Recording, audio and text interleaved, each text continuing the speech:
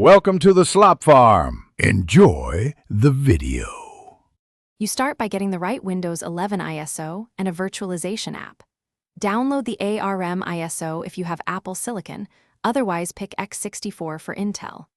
Once done, install Parallels Desktop and give it permission in security and privacy. This is why Parallels can create a VM. Make sure you free at least 50 GB and plug into power. Installations fail when the Mac sleeps. Now create a new virtual machine and point it to the ISO to begin. You now configure resources so Windows runs well. Assign at least 4 CPU cores and 8 GB of RAM, and increase if your Mac has more available.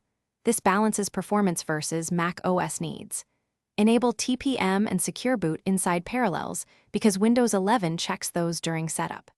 Next, mount the ISO and boot the VM. Follow on-screen prompts to create your user and accept defaults unless you need custom partitions. Once Windows installs, make sure to install Parallels. You finish by updating Windows and installing Parallels tools to get drivers and seamless integration. This is why things like clipboard and display scaling work. Then activate Windows with your product key or sign in to a digital license. Configure shared folders and network mode. Choose bridged if you need the VM on the local LAN.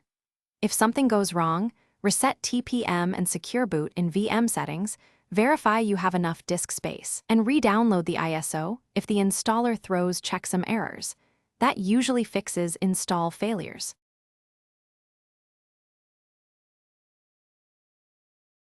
Thanks for watching. Consider subscribing if we helped you today.